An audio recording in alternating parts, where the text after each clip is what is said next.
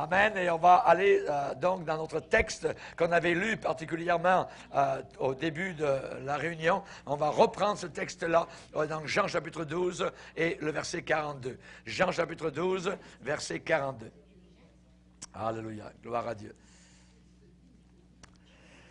Jean chapitre 12, verset 42, il est dit, « Cependant, même parmi les chefs, plusieurs crurent en lui, en Christ, en Jésus. Mais à cause des pharisiens, ils n'en faisaient pas l'aveu, dans la crainte, dans la peur d'être exclus de la synagogue. Car ils aimèrent la gloire des hommes plus que la gloire de Dieu. » Amen. Amen. Et cela va très bien, donc aussi vis-à-vis de l'Église catholique romaine, qui aime beaucoup évidemment la gloire des hommes, plus que la gloire de Dieu, puisque la parole de Dieu est anéantie pour leur tradition. Ils croient à la Bible, mais nous verrons tout à l'heure qu'ils ont aussi trafiqué leur Bible. La Bible catholique est totalement trafiquée. Elle a été rajoutée de 14 livres qui sont totalement impies pour la plupart, qui sont inefficaces, non inspirés donc du Seigneur, qui sont appelés apocryphes. Ça veut dire de grapho, voyez, écrire apo par-dessus. En plus, ils ne sont pas du tout inspirés de Dieu. Et c'est là, dans ces livres apocryphes, que l'Église catholique va chercher beaucoup de fausses doctrines qu'ils enseignent. Donc, particulièrement, nous avons vu, si l'Église catholique était la véritable Église de Jésus-Christ, on a vu qu'elle ne l'est pas, voyez, et spécialement, nous allons voir quelle est la vraie Église de Jésus-Christ. Eh bien, c'est la compagnie, je le répète, de vrais chrétiens authentiques, des gens, des jeunes filles, des vieillards qui ont donné leur cœur au Seigneur. Il n'y a qu'un seul moyen pour entrer par cette porte étroite, ça s'appelle la repentance.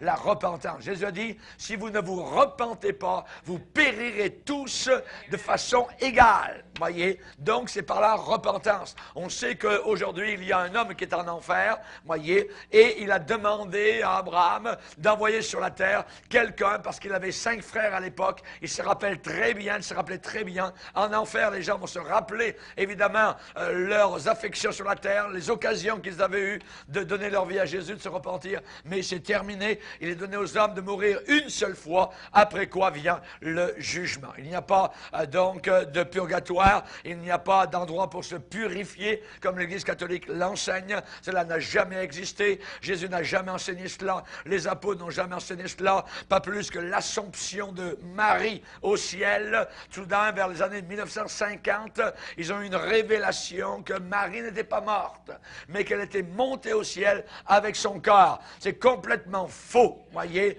Marie, la dernière fois que nous la voyons dans la Bible, elle est en train de prier avec les disciples dans Actes chapitre 1er. Les disciples ne l'ont pas prié, ils ont prié avec elle. C'est une chrétienne, c'est une femme qui a été utilisée par Dieu, mais elle-même, elle a dit au Seigneur, mon âme se réjouit en Dieu mon sauveur. Elle a appelé Dieu son sauveur. Et quelqu'un qui appelle Dieu son sauveur, ça veut dire qu'elle a besoin d'être sauvée comme les autres. Et Marie a été sauvée par le sang de Jésus-Christ qui a coulé pour ses péchés à la croix du Calvaire. Marie a eu des relations sexuelles avec Joseph après qu'elle ait eu son enfant premier-né. Premier-né, elle l'emmaillota. La Bible dit, elle emmaillota son premier-né. Si ça avait été son unique, on ne dit pas son premier-né, mais comme il y en avait eu d'autres, et on sait que Marie et Joseph ont eu des relations normales, donc entre mari et épouse, et il y a eu d'autres enfants qui sont nés de leur relation. Jésus avait des frères et des sœurs. Ça a été l'argument que j'ai présenté au curé quand j'ai quitté l'Église catholique romaine, que Marie avait eu d'autres enfants, et que la Bible dit dans Matthieu qu'il y avait eu des frères et des sœurs. Et les gens de Nazareth ont dit, mais on le connaît, Jésus, il a des frères, on connaît ses frères et ses sœurs. Et les catholiques disent, ce ne sont pas ses frères et sœurs, ce sont ses cousins. Voyez, alors j'ai dit, comme j'avais étudié le grec pendant environ 7 ans, je connaissais très bien, et pour le mot grec de cousin, c'est anepsios, et ce n'est pas ce mot-là qui est dans la Bible. Le mot qui est dans la Bible, c'est adelphé pour les sœurs, voyez, au singulier, adelphai au pluriel, et adelphos pour frères, et adelphoi au pluriel. C'est frères et sœurs, c'est ce mot qui est là dans la Bible, qui veut dire frères et sœurs de sang. De sang, voyez. Et le curé a dit, non, non, non, c'est pas vrai. Ah, il a pas voulu comprendre. J'ai dit, monsieur, au revoir, bye-bye. Voyez.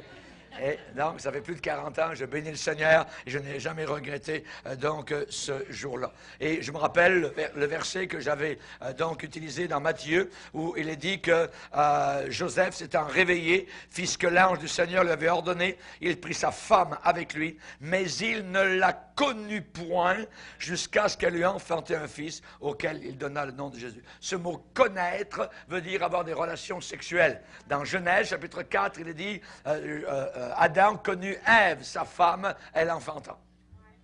Adam connut Ève, sa femme, elle enfanta. Donc, Joseph n'a pas connu Marie, sa femme, jusqu'à ce qu'elle lui enfanté un fils auquel il donna le nom de Jésus. Mais après, ils ont eu des relations normales. Joseph n'était pas dans la même chambre avec Marie pendant toute sa vie, juste à la regarder, parce qu'elle était immaculée conception.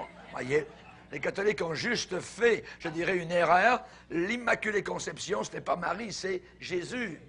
C'est Jésus qui est né sans aucune tache, voyez, immaculé, sans être maculé, sans être sali par le péché. Mais nous sommes tous nés en venant dans le monde avec une nature de pécheur, voyez. Et nous avons été sauvés par le sang de Jésus à la croix du Calvaire. Et c'est là qu'on a été transformés. Amen. Que Dieu soit glorifié. Donc, que Dieu soit béni. Et l'Église, la vraie Église, eh bien, elle a existé au travers de tous les siècles. Elle existait au travers de tous les siècles. L'Église fidèle au Seigneur Jésus-Christ, sincère, loyale à la parole de Dieu, aimée du Seigneur, voyez, généralement persécutée par les hommes. Et la vraie Église, elle a une continuité non brisée qui n'existe pas par l'imposition des mains, comme l'enseigne l'Église de Rome, voyez. Et très souvent, cette soi-disant continuité de l'Église de Rome a été brisée. Voyez, des fois, il y a eu 2 papes. Parfois, on dit qu'il y a eu un pape qui était une femme. Voyez, parfois, les papes ont été obligés d'être chassés. Il y avait des guerres entre eux. Il y avait des papes à Rome, et puis ils sont allés se réfugier à Avignon, dans le sud de la France. Voyez, donc il y a le palais des papes encore pour aller les voir. Voyez, donc on ne peut pas dire que c'est une continuité. Il y a eu au travers de ces papes-là des pécheurs inimaginables qui ont fait brûler des vrais chrétiens. Savonarole, à Florence, c'était un prêtre catholique qui prêchait l'Évangile et qui prêchait contre les abus de l'Église romaine. Et il a rempli l'Église de Florence de gens qui se convertissaient. Les gens abandonnaient la prostitution, les arts, les mauvaises choses. Et le pape de l'époque, donc, était un homme très méchant, a fait brûler, d'abord pendre et ensuite brûler, donc, Savonarole, sur un bûcher. Donc, on voit évidemment qu'on ne peut pas se fier à cette continuité donc supposément apostolique depuis l'apôtre Pierre et tout ça, et le pape d'aujourd'hui, tout ça. Jamais de la vie, voyez. Le dernier pape, avant de mourir, il a remis son âme entre les mains de Marie. Voyez? Voyez? C'est abominable. Voyez? Donc, on le voit très bien, voyez. Donc, pourquoi il ne peut pas y avoir de continuité apostolique, comme ils disent depuis l'apôtre Pierre? Eh bien, à cause des liens indignes de succession, de la succession. Les évêques, les prêtres, les papes qui ont consacré, je dirais, des successeurs indignes qui n'ont pas du tout rempli, évidemment, les demandes d'intention et de conduite. Il y a eu des papes qui s'appelaient, à une époque, les Borgia. Les Borgia, pas les Bourgiers, mais les Borgia. Et c'était des gens vraiment dégoûtants au point de vue, impudicité. C'était abominable, c'était connu, tout ça, vous voyez. Par exemple, dans dans le sud de la France, quand on dit sur le pont d'Avignon, on y danse, on y danse. D'un côté, il y avait le palais des papes, hein, et il y a le Rhône qui passe au travers, et de l'autre côté, il y avait le monastère donc des sœurs catholiques. Et sur, évidemment, donc le pont, on y danse, c'était les curés avec les bonnes femmes, avec les nonnes, ainsi de suite, voyez. Et ensuite, évidemment, il y a tout ce qui pouvait arriver comme sexualité, comme tout caché, voyez, dans les fonds, au travers de toutes les cellules et les pièces de ces bâtiments de pierre qui ont caché, si les pierres pouvaient parler, voyez, ils crieraient au monde, voyez, ce que je suis en train de vous dire aujourd'hui. Donc, évidemment, au contraire, je dirais, la continuité de la vraie Église de Jésus-Christ, elle porte la marque du Saint-Esprit. Nous donnant la même foi, le même courage, voyez, la même confiance que dans ces fidèles martyrs, voyez, de tous les siècles, qui ont préféré la mort que de renier le Seigneur Jésus-Christ. Mais la vraie Église, la véritable Église, a porté une variété de noms au travers des années, mais aux yeux de Dieu, elle est faite, elle est composée des fils et des filles de Dieu qui sont nés de nouveau. Jésus a bien dit, rappelez-vous, à Nicodème, un homme religieux qui était perdu. Voyez, s'il ne se repentait pas de ses péchés, Jésus a dit à Nicodème, si un homme ne naît pas une deuxième fois, il ne peut pas entrer au ciel. Il n'a pas le pouvoir d'entrer. Quelqu'un peut être religieux, quelqu'un peut venir à l'église, hein, qu'elle soit catholique ou évangélique ou quoi que ce soit, voyez, mais s'il n'est pas né de nouveau, il n'est pas sauvé. Il n'est pas sauvé. Voyez? Donc, c'est pas moi qui le dis, c'est le Seigneur dans Jean chapitre 3. Voyez? Et donc, ces fils et ces filles de Dieu qu'ils sont devenus, puisque la Bible dit à tous ceux qui l'ont reçu, à ceux qui croient en son nom, il a donné le pouvoir de devenir ce qui n'était pas auparavant. Voyez? On n'était pas des enfants de Dieu, on n'était pas des enfants de cœur avant, on était des enfants du diable. Voyez? C'est ce que nous étions auparavant. Voyez? Mais nous sommes devenus enfants de Dieu. Quand le pape s'en va dans un stade dans le monde et qu'il dit « Vous êtes tous des enfants de Dieu », tout ça. Jamais de la vie, c'est pas vrai. C'est tous des créatures de Dieu. Mais ce n'est pas tous des enfants de Dieu. Mais aux yeux, évidemment, du pape, sont tous des catholiques qui ont reçu 3 gouttes d'eau quand ils étaient bébés. Et les gouttes d'eau les ont fait donc enfants de l'Église catholique. Oui, mais pas enfants du Seigneur. Hein. Donc, évidemment, les vrais chrétiens peuvent proclamer seulement, je dirais, un unique mérite, c'est qu'ils ont obéi de tout leur cœur, ils ont rejeté les doctrines, des traditions des hommes, et ils ont accepté au contraire celles que Dieu a révélées dans sa sainte parole. Nous sommes attachés donc à la parole. Je me rappellerai toujours un des oncles d'André qui était catholique et mon beau-père essayait de lui parler tout le temps parce qu'il travaillait dans le même endroit et il ne voulait jamais rester. Nous, on est catholique romain, c'est la vraie église, et ainsi de suite. Mais un jour, il a eu le cancer et s'est retrouvé donc à l'hôpital à Québec. Et juste quelques temps avant de mourir, il a plié et il a accepté le Seigneur.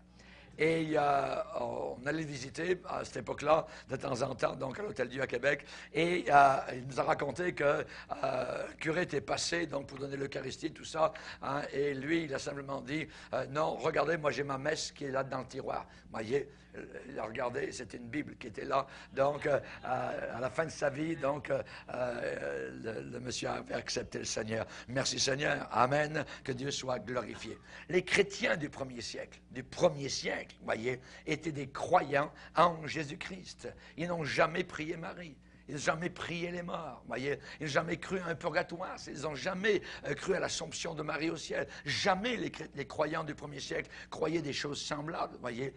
Nos frères et sœurs du premier siècle n'étaient pas des catholiques romains. Et ils ont fait de leur mieux, selon la parole de Dieu, pour combattre pour la foi, voyez, qui avait été transmise aux saints une fois pour toutes. Amen. Et donc, ils étaient convaincus qu'ils défendaient la vérité de Dieu, toute la vérité, telle qu'on pouvait la trouver, donc spécialement dans les Écritures de l'époque, et particulièrement dans l'Ancien Testament, parce que le Nouveau Testament n'était pas encore donc totalement achevé. Par exemple, les Béréens, voyez, vérifiaient. C'est même l'apôtre Paul leur disait était exact, mais où était leur point de check-up? Où était le point de vérification? Les Écritures, voyez. Ils ne sont pas allés voir dans la tradition d'un pape ou quoi que ce soit. C'était les Écritures qui étaient le point toujours de vérification. Il y a une parole que Jésus a dite, et il a dit « L'Écriture ne peut pas être anéantie ». l'Écriture ne peut pas être anéantie. La parole de Dieu ne pourra jamais être annulée, voyez, être effacée ou être anéantie. Il a dit, il va falloir que le ciel et la terre passent avant que ma parole ne disparaisse. Que Dieu soit béni. Amen. Et elle ne disparaîtra jamais. Que Dieu soit béni. Donc on voit que les premiers chrétiens allaient vers la parole de Dieu comme leur seule source d'autorité religieuse. C'était la Bible qui faisait donc autorité. Ils vont garder encore la Bible comme notre autorité. Et quand nos frères et sœurs mouraient par milliers, par dizaines de milliers dans les arènes romaines, ils ne le faisaient pas pour l'Église catholique romaine, dont les dogmes furent élaborés au travers des siècles suivants, mais ils mouraient par simple foi dans l'Évangile de Jésus-Christ. Ils croyaient à Jésus, c'était jusqu'à la mort. Sois fidèle jusqu'à la mort, je te donnerai la couronne de vie. Amen. Ta parole est une lampe à mes pieds, une lumière sur mon sentier. Amen. Gloire au Seigneur. Nous allons parler des saints et des martyrs. Voyez, vous savez que les catholiques ont choisi de réclamer pour eux les premiers martyrs et les premiers saints comme étant des leurs. En disant, les premiers martyrs, c'était des catholiques, tout ça, voyez. Et les catholiques disent que le protestantisme n'a aucun saint, n'a aucun miracle, n'a aucun martyr comme ceux de l'Église catholique. On va y regarder de plus près. Pendant les 3 premiers siècles, voyez, rappelez-vous ça, l'Église catholique n'existait pas. Pendant les 3 premiers siècles, l'Église catholique romaine n'existait même pas. N'existait pas, voyez. Tous les miracles, tous les martyrs de l'Église primitive, tels que rapportés, spécialement dans les Actes des Apôtres avec Étienne, ça a commencé. Étienne n'était pas un catholique, voyez, pas du tout, voyez. Eh bien, tous ces martyrs appartenaient exclusivement à l'Église chrétienne. Et je défie l'Église catholique romaine de démontrer que les saints et martyrs des 3 premiers siècles acceptaient et croyaient les dogmes de l'Église catholique romaine d'aujourd'hui. Non, ils ne croyaient pas ça, voyez. Les catholiques proclament que les grands porteurs d'étendards, les grands témoins des vérités chrétiennes du départ étaient des catholiques romains dans leur foi. Il parle de Saint Clément, Saint Ignace, Saint Théophile, Saint Polycarpe, Saint Irénée, Saint Grégoire, etc. J'aimerais vous dire qu'ils ne l'étaient pas. Ils ne l'étaient pas. Ils n'avaient aucune ressemblance et aucun lien avec ce qui est connu maintenant comme catholique romain. Leur foi à ces gens-là, Clément, Ignace, Polycarpe, Irénée, tout ça, leur foi était selon les Écritures du Nouveau Testament. Et qui n'a, je le répète, aucune association avec les dogmes catholiques romains d'aujourd'hui. L'Église primitive ne faisait aucune statue de saint. Voyez? L'Église primitive de la Bible, voyez, ne faisait aucune statue de saint. La Bible dit, leurs statues ont des yeux, ne voient pas, des oreilles n'entendent pas, il faut les porter, ainsi de suite. Voyez. Ensuite, Isaïe va nous parler d'un gars dans Isaïe 44 qui s'en va dans son champ, et puis il va couper un beau pain, tout ça, et puis il en coupe un peu, je dirais, pour faire cuire son beau steak, voyez. Il le met dans le poêle, et puis avec le même arbre, là, avec sa hache, il en fait une statue, des yeux, des oreilles, tout ça. Puis ensuite, il se met à genoux, voyez, devant le même bois, tout ça, puis il lui parle, voyez, puis il demande des choses. C'est ce que les catholiques romains font, voyez. À Lourdes, à Sainte-Anne, à tous les lieux de pèlerinage, voyez. La Bible déclare, c'est bien écrit. Et dans Exode 20, le 2e commandement, tu ne te prosterneras pas, tu ne feras pas aucune statue, voyez, pour adorer, pour prier, pour parler à un morceau de pierre, à un morceau de plâtre, à un morceau de bois, voyez, qui a une forme de femme, qui a une forme ou d'homme, ainsi de suite, voyez. Tout ça, c'est zéro, c'est de l'idolâtrie. C'est de l'idolâtrie, c'est condamné dans la parole du Seigneur, voyez. Je vais vous lire, par exemple, dans Psaume 115. Psaume 115. Verset 4. Leurs idoles sont de l'argent et de l'or. Elles sont l'ouvrage de la main des hommes. Elles ont une bouche et ne parlent point. Elles ont des yeux, ne voient point. Elles ont des oreilles, n'entendent point. Elles ont un nez, ne sentent point. Elles ont des mains et ne touchent point. Des pieds et ne marchent point. elles ne produisent aucun son dans leur gosier. Ils leur ressemblent, ceux qui les fabriquent, tous ceux qui se confient en elles. Israël, confie-toi en l'Éternel. Amen. Gloire au Seigneur. Donc, c'est dans le Seigneur, alléluia, que nous devons vraiment nous en tenir et nous confier. Donc, on voit que les premiers chrétiens ne s'agenouillaient pas devant de telles idoles tout en priant. Il n'y a aucun indice dans la parole de Dieu où les premiers chrétiens priaient la Vierge Marie. Rien, aucun indice, voyez. On ne peut pas imaginer que dans toutes les épîtres, l'apôtre Paul est oublié de nous dire de prier Marie, voyez. Non, parce qu'il ne faut pas la prier, c'est tout, voyez. Et on ne prie pas les morts, elle est morte. Et la Bible interdit de prier les morts. Hein? Donc on ne voit aucun endroit où on voit aussi que les premiers chrétiens confessaient leurs péchés à un prêtre. Aucun endroit. Les premiers chrétiens ne faisaient pas baptiser leur bébé. Ouais, aucun endroit. Il n'y avait aucune messe qui était offerte pour les morts. Hein? L'apôtre Pierre, à la Pentecôte, devant la foule, n'a pas dit « Bien maintenant, venez, je serai à la messe là-bas, à tel endroit, à Jérusalem. » Et les premiers apôtres ne disaient pas la messe tous les matins, et c'est tout, jamais de la vie. La messe est la pire abomination qui existe sur la terre. La messe est un blasphème. C'est un blasphème, c'est blasphémer Dieu. Pourquoi? Parce qu'à la messe, c'est le renouvellement du sacrifice de Jésus à la croix. Et le vin devient du sang. Et l'hostie devient le corps de Christ. Imaginez. C'est de la magie. L'Église catholique est la seule à créer Dieu. La seule à créer le Créateur. Oui, au début de la messe, vous avez une hostie. Mais là, à un moment donné, la magie arrive et ce n'est plus une hostie, c'est « Voici l'agneau de Dieu qui ôte le péché du monde. » Ah! C'est ça l'agneau? C'est ça l'agneau de Dieu? Voyez? C'est du mensonge directement. Du mensonge, voyez. Quand vous voyez le pape, les évêques, ainsi de suite, qui racontent ça, c'est abominable. C'est une abomination, littéralement. Pourquoi? Parce que Christ a fait son sacrifice une seule fois. Une seule fois. Alléluia. Et c'est un sacrifice à ne jamais être refait. Jésus a souffert une seule fois. Et sur les autels des églises catholiques de la terre, on refait, ils le disent. C'est le sacrifice qui est refait fois après fois au travers du sacrifice de la messe. Sacrifice de la messe. Oui. Le sacrifice de Jésus a été suffisant. Son sang coulé une fois pour toutes. Vous relirez l'Épître aux Hébreux, chapitre 10, voyez, nous avons là, amen, comment la messe catholique est une abomination aux yeux du Seigneur Jésus-Christ. Il n'y avait aucune messe offerte pour les morts. Les sœurs chrétiennes étaient des mères de famille et non pas des nonnes. Voyez, on leur interdit de se marier. Les prêtres, voyez, n'ont pas de femmes.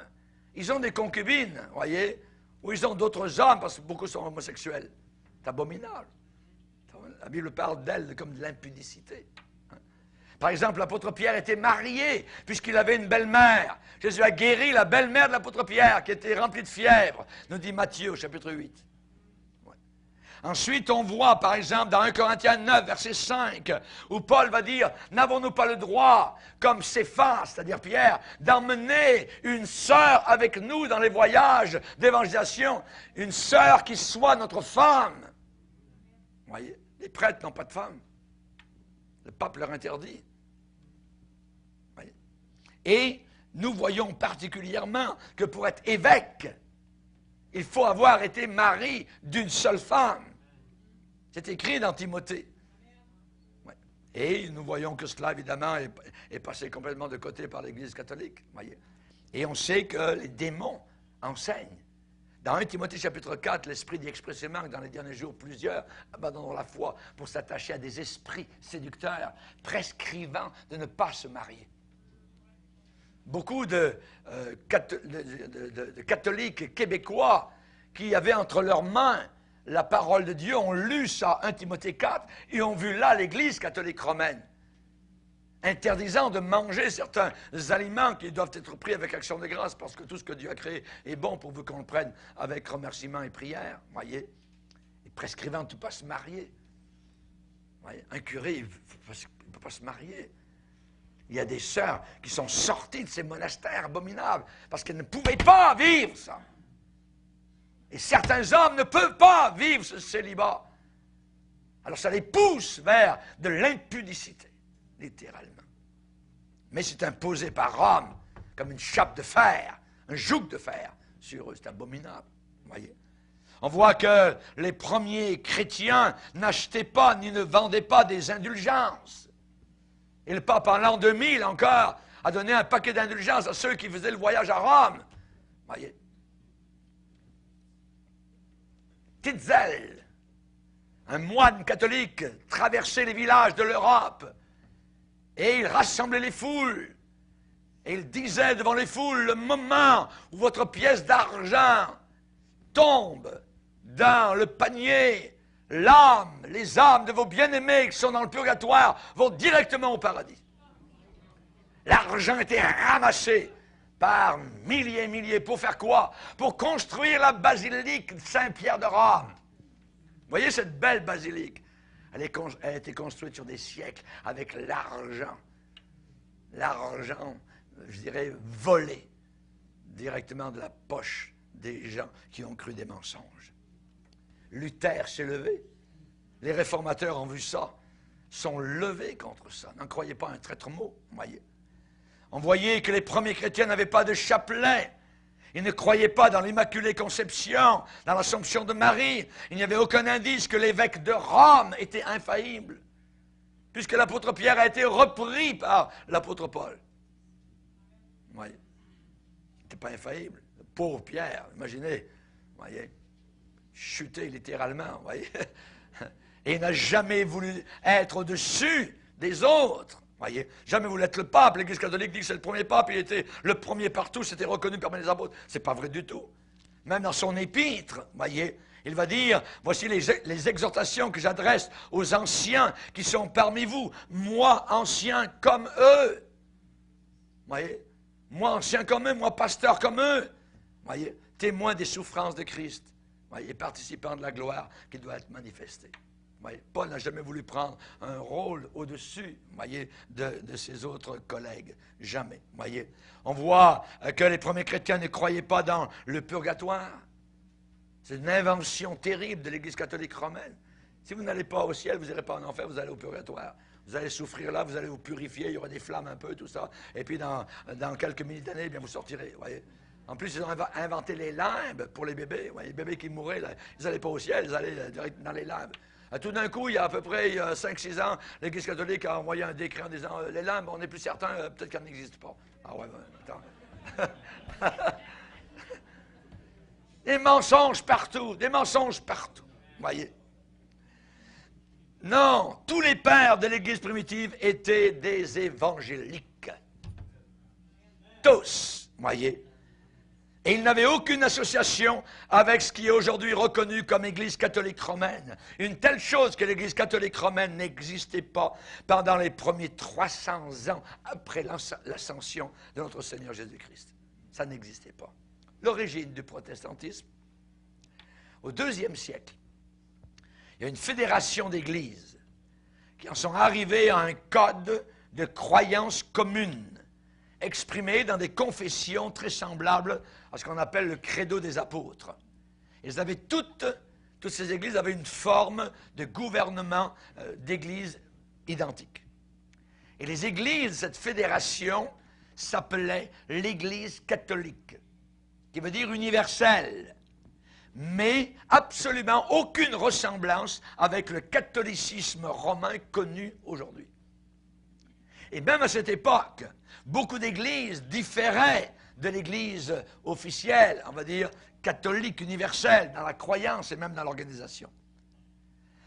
La déclaration de foi était devenue un test pour devenir membre de cette église. Et très vite, on a demandé aux individus de documenter, de prouver leur chrétienté, leur christianisme, en acceptant une doctrine d'église spécifique et non pas leur soumission à Jésus. Demandant de se soumettre à un code, voyez, et non pas à Jésus-Christ. Et avec l'empereur Constantin, les églises devinrent tellement standardisées qu'elles pouvaient être approchées maintenant comme une seule organisation. Comme une seule organisation. Et à cette époque-là a commencé une séparation, une ségrégation entre le clergé et les laïcs.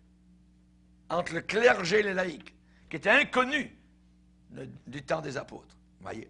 Et ça s'est développé. Soudain, il y a eu des évêques, il y a eu des diacres, qui ont été élevés au-dessus, nettement au-dessus des membres, des simples membres d'église ordinaire. Donc, c'était une hiérarchie. Et Dieu a déclaré qu'il n'y aurait pas de hiérarchie dans son Église. Oui, il y a des pasteurs, mais on n'est pas au-dessus, on est des chrétiens, probablement comme les autres, appointés pour un service, mais on n'est pas, comme aujourd'hui dans certaines dénominations, où si le surintendant envoie une lettre, c'est Dieu qui vient de parler. Voyez? Il n'y a pas seulement le pape, il y a les papes et les sous-papes. Voyez? Et s'il parle, alors c'est Dieu qui vient de parler. Voyez? Il faut vraiment vérifier. Vraiment vérifier, voyez. Donc, la connotation ensuite de sacrifice a commencé à être liée à la Sainte Seine. A commencé à devenir un sacrifice. La Sainte Seine n'était plus un temps de réjouissance, où le pain reste du vin, où le vin reste du vin, et où on se rappelle, on se souvient que ce que Christ a fait sur la croix de Calvaire. Non, on a commencé à faire une connotation avec un sacrifice. Voyez, un sacrifice avec la Sainte Seine. Et le clergé a commencé à se faire appeler prêtre. Prêtre, voyez. Et l'office d'évêque, à l'origine c'est un pasteur, évêque en grec c'est épiscopos, qui veut dire donc pasteur, celui qui supervise, qui dirige, qui aide. Eh bien, l'office d'évêque a commencé à être élevé, magnifié graduellement, jusqu'au point où les évêques, eh bien, ont été convaincus qu'ils avaient l'autorité pour établir la doctrine. C'est eux qui ont commencé à établir la doctrine. Donc, on a eu de nouvelles révélations. Le mysticisme a commencé. J'ai vu ci, Marie m'est apparue, un tel, là, Dieu m'a dit, ainsi de suite. Ça, c'est très dangereux. Et on voit cela arriver à l'intérieur de l'Église, aujourd'hui, l'Église évangélique. Pentecôtiste, tout ça. Ça, c'est dangereux. Le mysticisme. Dieu m'a dit, Dieu m'a montré, j'ai eu un rêve, j'ai eu une vision. Ça, oui, il peut y avoir des rêves, mais on doit vraiment faire attention. Que tout passe au tamis des Écritures. Que tout passe au tamis des Écritures. Voyez? Si vous avez un ange qui vous apparaît et qui vous dit, bien, malgré ce que tu as appris dans le passé, tout ça, il y a, moi je viens de l'au-delà, j'habite dans le ciel, et vous êtes là dans votre chambre, tout ça, il y a un gars qui se tient à 5 pieds au-dessus de votre chambre, tout ça, c'est lumineux, c'est un être merveilleux, tout ça, et il vous dit, contrairement à ce que tu as appris, bien, dans l'au-delà, il y a une deuxième chance. Voyez, c'est arrivé, ça. C'est arrivé. Un pasteur a vu ça, et il dit que l'ange était au-dessus, il flottait, même son chien a dit, il n'a même pas rien dit dans tout ça, et cet ange lui a dit qu'il y avait une deuxième chance, qu'après la mort, c'était pas terminé. Si quelqu'un ne s'était pas repenti avant, ben, dans l'au-delà, il pouvait se repentir. Aïe, aïe, aïe, aïe, aïe, faux prophète, voyez. Un ange du diable, ange de lumière, voyez. Et nous devons faire très attention. Et là, l'Église catholique a commencé à avoir de nouvelles révélations mystiques. L'Église catholique est bâtie sur le mysticisme. C'est la raison pour laquelle des hommes s'enferment dans des monastères, quittent le monde, voyez, derrière des murs épais, voyez. Derrière des murs, supposément pour prier jour et nuit, voyez. L'Église catholique a prié jour et nuit, voyez, mais comme des païens, des veines redites. Et ce qu'ils font derrière les murs, là, vous ne savez pas. Vous ne savez pas parce qu'il n'y a pas juste de la prière, voyez. L'idée s'est développée graduellement que le clergé devait pratiquer le célibat. Ça a commencé à entrer, voyez. Ah bon, pour être plus proche de Dieu, il faut être célibataire. Il ne faut pas être marié. Vœu du célibat. C'est très pieux, mais c'est très dangereux, ouais, avec ce que nous voyons aujourd'hui. Et quand plusieurs églises furent établies dans une seule ville, on pensa qu'elles devaient être sous l'autorité d'un seul évêque. Et naturellement, les évêques d'une plus grande ville, eh bien, ont assumé un plus grand rôle que ceux qui étaient dans des diocèses plus petits. Au 5e siècle, Augustin, a promulgué sa doctrine sur la nature de l'Église catholique. Il a été accepté en général. Et il a enseigné que les premiers évêques de l'Église ont été appointés par les apôtres qui avaient reçu des dons du Saint-Esprit de la part de Jésus pour prendre soin de l'Église. Et ceux-là, à leur tour, ont passé cela à leurs successeurs. Et ça a été les premiers évêques. Et ces successeurs, disait Augustin, ont protégé la foi d'origine. Ils avaient le pouvoir de définir les pratiques chrétiennes qui appartenaient au salut. Et ainsi, l'idée, donc, s'est faite que seulement dans l'Église catholique se trouvait la succession apostolique. Voyez? Donc, le mécanisme pour apporter le salut ne se trouve nulle part ailleurs que dans l'Église catholique romaine. C'est terrible, c'est faux. Et Augustin n'a pas été le premier à enseigner cela, mais il a travaillé, lui, beaucoup pour que cela soit accepté. Et il ne se passa pas beaucoup d'années avant que les vrais chrétiens, eh bien, ont dû devenir protestants. Ont dû protester contre l'erreur. Voyez, ils étaient protestants car ils protestaient contre des domaines qui commençaient à pervertir les soi-disant grandes églises du christianisme. Ces églises se sont cristallisées ensuite dans une organisation ecclésiastique qui devint vite connue sous le nom de Église catholique romaine. Martin Luther n'a pas été le premier protestant de l'Église chrétienne. Il y en a eu un grand nombre dans tous les siècles. Il y a eu des protestants dans tous les siècles. Il y en a eu au 1er siècle, au 2e, au 3e siècle. Voyez. L'Église, déjà au 1er siècle, a été attaquée par des témoins de Jéhovah. Mais on ne les appelait pas témoins de Jéhovah à l'époque. Des gens comme, je pense que c'est Origène qui a commencé à dire que Jésus-Christ n'était pas Dieu en chair. Voyez. Donc, déjà, dès le début, il a fallu se battre. Le diable n'attend pas. Il faut vraiment que des gens se lèvent. Et ils se sont levés à cette époque pour protester. Au 4e, au 5e siècle, les vrais chrétiens ont dû protester contre les indulgences, contre la douceur, la clémence de certains évêques, surtout ceux de Rome, avec leur fameuse hiérarchie totalement corrompue. Un de ces premiers protestataires, voyez, un de ces premiers protestants s'appelait Hippolyte. Hippolyte, au 3e siècle, a protesté que Calixte, voyez, évêque de Rome, avait rempli l'Église d'adultères, de meurtriers, d'escrocs, de voleurs, et qu'il les avait admis sans aucun changement de cœur et de vie à l'intérieur de l'Église. Lui, il s'est donc levé contre ça, Hippolyte, contre Calixte, voyez.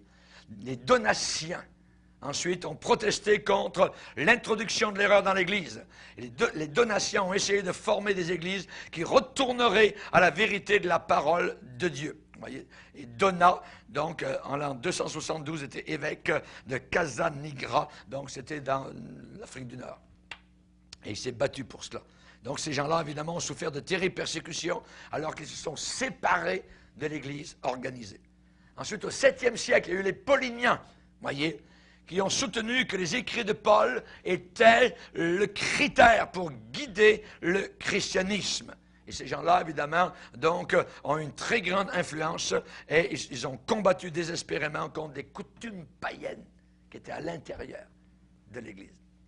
Donc, les fausses doctrines qui s'infiltraient à l'intérieur de l'Église, donc s'infiltraient à l'intérieur de l'Église catholique romaine. Ils ont dû en sortir, voyez. Et assez étrangement, nous voyons les Vaudois au 11e, 12e siècle. Des milliers d'entre eux sont morts pour la cause de Christ. Je vous ai parlé tout à l'heure de Savonarola, donc vers l'an 1400 à Florence, qui était un véritable prédicateur de l'Évangile, qui a été donc tué par le pape de l'époque, pendu et brûlé spécialement pour avoir prêché supposément des hérésies. Jean Hus, spécialement, donc, dans les pays de l'Est, aujourd'hui, eh bien, c'est un homme qui s'est levé, c'est un prêtre catholique, c'était un dirigeant d'une université catholique. En lisant la parole de Dieu, il a vu que le salut n'était pas par les œuvres. Et il a prêché dans son église. On a fermé son église. Et finalement, on l'a mis devant des conseils de papes, d'évêques, ainsi de suite.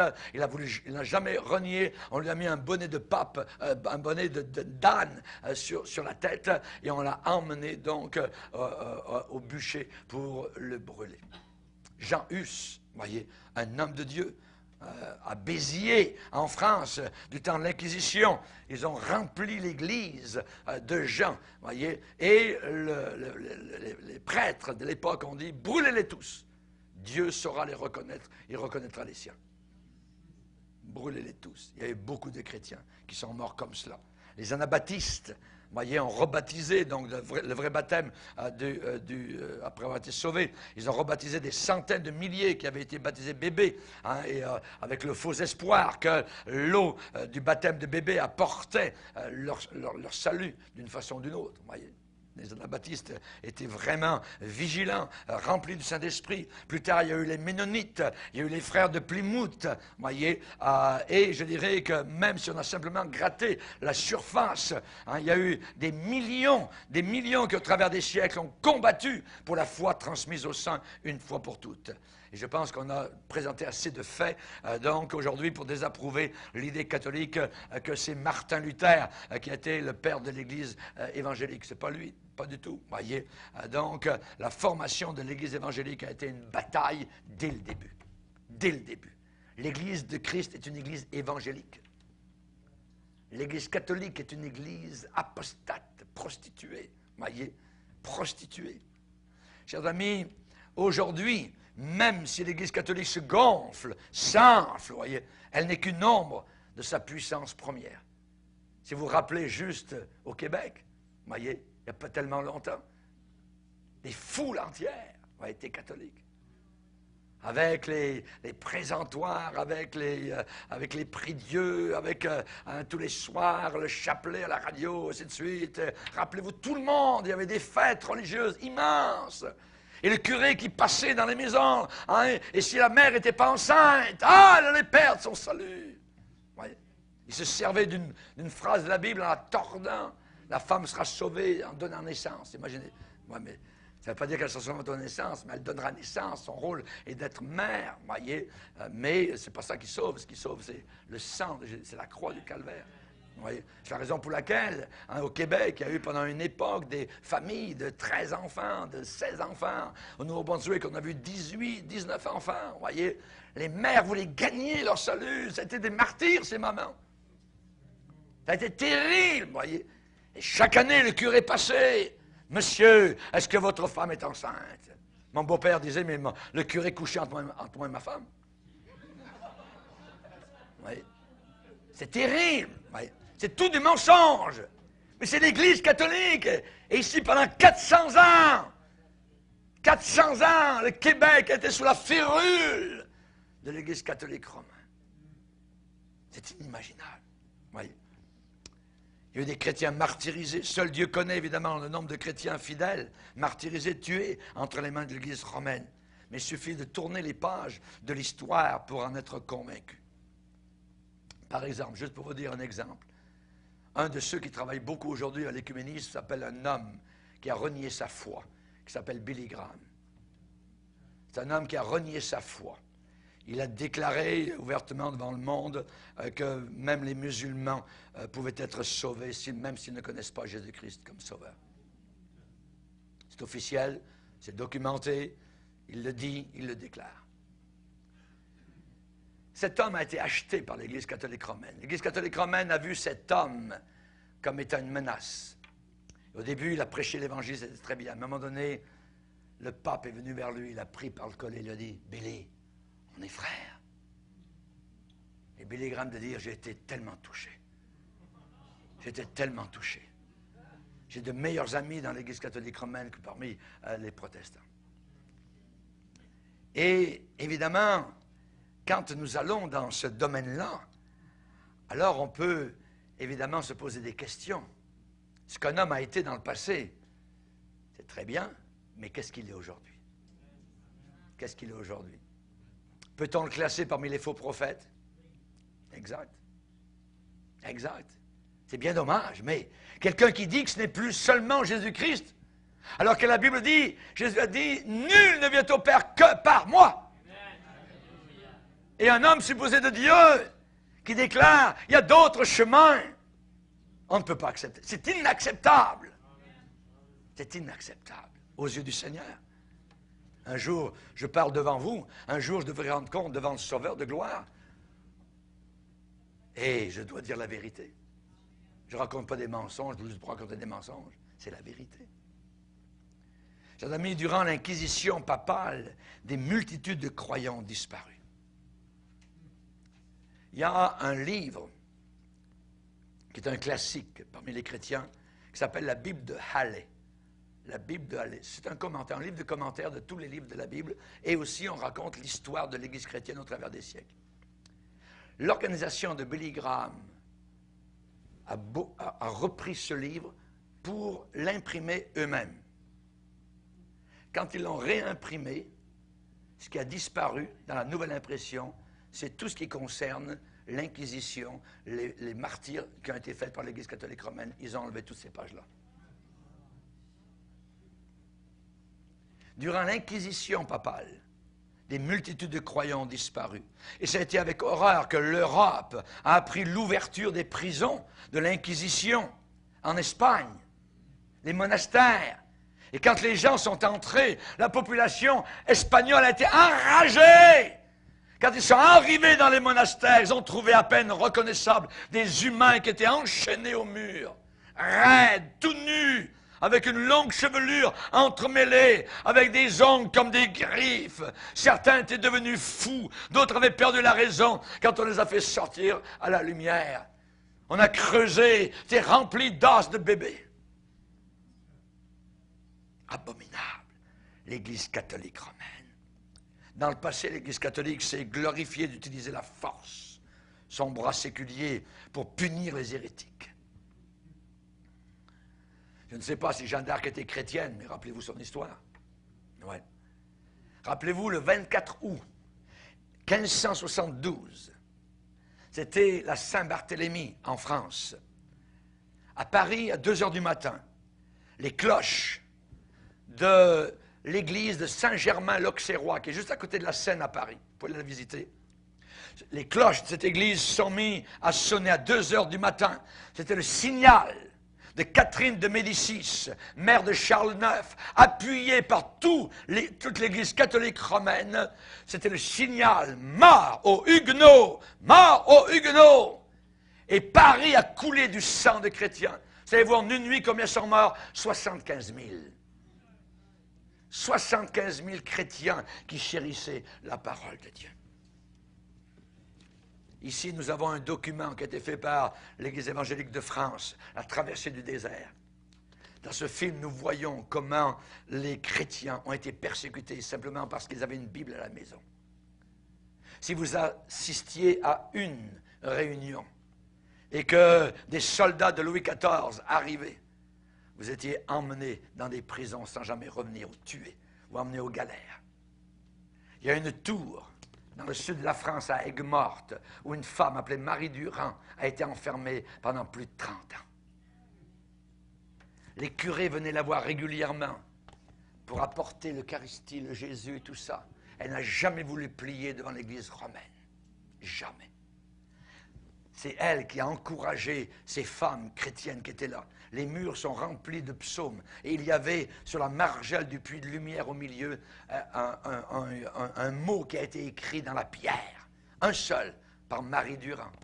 Résister. Résister. Et quand nous voyons aujourd'hui le mouvement évangélique qui retourne à Rome, nous disons, mais ça ne se peut pas. Comment allons-nous lever la tête devant ces gens là-haut qui sont morts? Parce qu'ils ne croyaient pas à la transsubstantiation, c'est-à-dire que dans l'Église, dans la messe, que l'hostie devient le corps réel de Christ et que la présence réelle de Christ à l'intérieur. Ils ne croyaient pas cela et que le vin devient du sang. Ils ne croyaient pas à cette doctrine fausse, diabolique, qui s'appelle la transsubstantiation. Et on les a emmenés à la mort à cause de cela. Et aujourd'hui, les chrétiens qui sont avec les catholiques, Évangélisation 2000, tout ça. On est tous ensemble, réunion œcuménique, tout ça. On ne parle pas de ce qu'on croit, on parle de ce qu'on aime, ça. C'est la grande prostituée. Que Dieu nous garde, que Dieu nous garde. Voyez, l'église clandestine. Juste la lecture de la Bible, il y a une image dans ce film qui est assez merveilleuse. On trouve cela au musée du désert, dans le sud de la France, à Alès. Vous allez voir d'où nous venons. Il y en a qui sont battus. On mourait à une époque en France pour avoir la Bible à la maison. Pour avoir la Bible à la maison. L'Église catholique ne voulait pas que la Bible soit connue. En 1627, il y a eu le siège de La Rochelle pour abattre les Huguenots. Les Huguenots, c'est des frères et sœurs qui aimaient le Seigneur, qui avait été sauvé. Et La Rochelle, sur le bord de l'Atlantique, était devenue la capitale du calvinisme. Et le cardinal de Richelieu, ici nous avons le Richelieu, voyez, c'était un tueur. C'est cardinal de Richelieu. Il a mis le siège sur La Rochelle pendant 14 mois, jusqu'à ce que les Huguenots abdiquent. C'est un homme de guerre. Jusqu'au temps où les nations ont commencé à se rebeller contre cela et n'ont plus voulu punir plus loin et réprimer les supposés hérétiques. L'Église romaine a changé, je dirais, de substance dans la plus grande partie des enseignements doctrinaux de Jésus-Christ. Elle les a changés. Ces enseignements qui étaient observés fidèlement par les premiers chrétiens. Quand un doute était posé, quand on ne savait pas où est-ce qu'on allait, vers la Bible, vers la parole de Dieu. La Bible dit que les premiers chrétiens, acte 2, persévéraient dans l'enseignement des apôtres. Les Béréens examinaient chaque jour les Écritures pour savoir si ce qu'on leur disait était exact. Jean 5, verset 39, « Sondez les Écritures », a dit Jésus.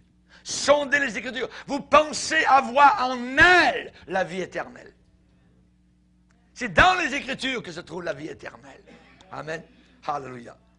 Chers amis, il faut bien comprendre qu'aucune organisation ecclésiastique, qu'aucun individu n'a l'autorité de changer, même pas un seul trait de lettre, les enseignements de Jésus-Christ. L'évangile par lequel vous êtes sauvés, si vous le retenez tel quel, si vous le gardez. Les apôtres et les pères de l'Église seraient horrifiés aujourd'hui de voir les changements, évidemment, que l'Église catholique romaine a institués dans la parole de Dieu. Chers amis, les changements qui ont été faits par les catholiques n'ont aucune base dans la parole du Seigneur. L'ouverture du ciel par l'absolution du prêtre, l'ouverture du ciel par les sacrements, l'ouverture du ciel par l'Eucharistie, l'ouverture du ciel par l'extrême-onction, l'ouverture du ciel par les indulgences, la prière pour les morts, condamnée dans la Bible. On ne parle pas aux morts, c'est de la nécromancie. Voyez? Combien de catholiques ont dit « Mon père m'est apparu au pied de mon lit, il est mort il y a quelque temps, et là il vient de m'apparaître, il m'en parle, ainsi de suite. » Ils croient cela, c'est diabolique. C'est diabolique. Le purgatoire, voyez, l'adoration du Saint-Sacrement. Vous savez, cette chose comme les Incas, là, qui iront avec un soleil, avec des... puis au milieu, là, il y a la galette, voyez, puis il y a un pied, puis les gens adorent ça. Voyez, c'est abominable. C'est de l'idolâtrie totale. L'idolâtrie totalement, voyez. Et même si les cérémonies accomplies par les prêtres sont faites de bonne foi, c'est seulement des enseignements d'hommes. Ça n'a aucune valeur. Ça ne coïncide pas avec l'enseignement de Jésus. Tous les espoirs que l'Église catholique place dans ces choses-là pour être sauvée, c'est zéro. Je me rappellerai toujours cette dame au Nouveau-Brunswick qui était en train de mourir et qui avait sur son corps un crucifix en fer. Elle s'accrochait à ce crucifix. C'était son seul espoir, ce morceau de fer. Voyez, c'était ça. On essayait de lui parler de Jésus. On était avec mon épouse au pied de son lit. Non, rien n'y faisait. Mon épouse aussi un jour a été à l'hôpital à Edmundston, était malade et était dans une grande chambre où il y avait, je pense, à peu près une douzaine de malades. Et durant la nuit, il y avait une femme qui était là, avec autour de son cou des médailles. C'était rempli de médailles. Et elle est morte. Mon épouse a dit, elle a crié une partie de la nuit. Elle ne voulait pas mourir. Elle a crié comme quelqu'un de damné qui descend vers l'enfer, avec toutes ses médailles. Et au matin, c'était silencieux dans son lit. C'est terrible. L'Église catholique romaine est une église diabolique. Diabolique, totalement. Maudit soit l'homme qui place sa confiance dans l'homme. Voyez, la confiance dans son salut, ça c'est, je dirais, l'apanage du vrai chrétien. On a confiance totalement dans Jésus qui nous a sauvés à la croix du Calvaire. Alléluia. Amen. On voit cela dans le Nouveau Testament, on voit cela dans les écrits des premiers chrétiens. On n'a pas d'incertitude, on n'a pas de peur. Amen. La peur et l'incertitude, c'est l'apanage, la marque de toutes les fausses religions. On maintient les gens dans la peur. On maintient les gens jusqu'à la fin pour tirer, évidemment, le plus possible d'argent. Voyez, les leaders de ces fausses religions aiment garder leur gens dans une anxiété continuelle. Voyez, et ils récoltent en même temps un gain matériel maximum de leur service ecclésiastique. Combien de personnes ont donné leur argent, leur héritage à l'Église catholique romaine? Pourquoi? Pour gagner leur ciel. Oui. Les messes pour les morts, ça rapporte. Ça rapporte. Les messes pour les morts, on paye pour les messes pour les morts. Oui. La prédication de la croix est une folie pour ceux qui périssent. Mais pour nous qui sommes sauvés, c'est la puissance de Dieu. Alléluia. Nous savons que nous sommes passés de la mort à la vie parce que nous aimons les frères. Alléluia. C'est un signe. Jésus dit, malheur à vous, pharisiens hypocrites, parce que vous dévorez les maisons des veuves. Vous dévorez les maisons des veuves. Une veuve, elle est fragile. Et un homme de Dieu arrive avec une soutane, avec 1000 boutons de haut en bas. Voyez? La dame va donner son chèque, voyez. Malheur à vous, vous dévorez les maisons des veuves et vous faites pour l'apparence beaucoup de prières. Voyez. Le salut, selon la tradition catholique, est bâti sur une religion de bonnes œuvres. De bonnes œuvres, voyez. La parole de Dieu, eh bien, nous dit que nous sommes sauvés uniquement par la foi. Et cela ne vient pas de nous, c'est le cadeau de Dieu. Et j'ai accepté ce cadeau. Alléluia. Merci Seigneur. Le juste vivra par la foi. Amen. Sola fide, gloire au Seigneur. Uniquement la foi. Est-ce que les bonnes œuvres ne sont pas importantes? Yes, oui, voyez. Mais les œuvres ne sont pas un mécanisme pour obtenir le salut. Voyez. Combien de nos chers catholiques ont monté les escaliers de l'oratoire sur leurs genoux pour gagner leur ciel? Nos statues à Trois-Rivières sont usées à la corde. Il n'y a plus de pieds, il n'y a plus de doigts, il n'y a plus rien. Tellement ils ont baisé les morceaux de pierre. Voyez? C'est abominable. C'est abominable. Voyez? Chers amis, les bonnes œuvres n'ont aucune influence sur le salut. Aucune influence, voyez. Les bonnes œuvres déterminent uniquement certaines récompenses que nous aurons là-haut dans le ciel. Mais seulement, je dirais, la vraie foi chrétienne est basée sur la parole de Dieu. Et vous le savez. Amen. Si quelqu'un me sert, le Père l'honorera. En terminant, juste la Bible catholique. En terminant la Bible catholique. La Bible catholique a 14 livres apocryphes. Voyez. Dans les Bibles catholiques, au milieu des 66 livres de la Bible, il y a un groupe de livres. 14, voyez, Belle et le dragon, Tobie, 1 et 2 Maccabées, Judith, Sagesse de Salomon, Ecclésiastique, Baruch, Cantique des Trois, Lettres de Jérémie, 3 Esdras, ensuite des rajouts au livre d'Esther et au livre de Daniel, et le livre de Suzanne. Apocrypha, en grec ça veut dire caché, secret, voyez. La date de ces livres est incertaine, voyez, on ne le sait pas. Et certains de ces livres ont été écrits quelques siècles avant Jésus-Christ, mais ils ne sont pas inspirés de Dieu, ils ne sont pas reconnus comme étant la parole de Dieu. Certains de ces livres, particulièrement le livre des Maccabées,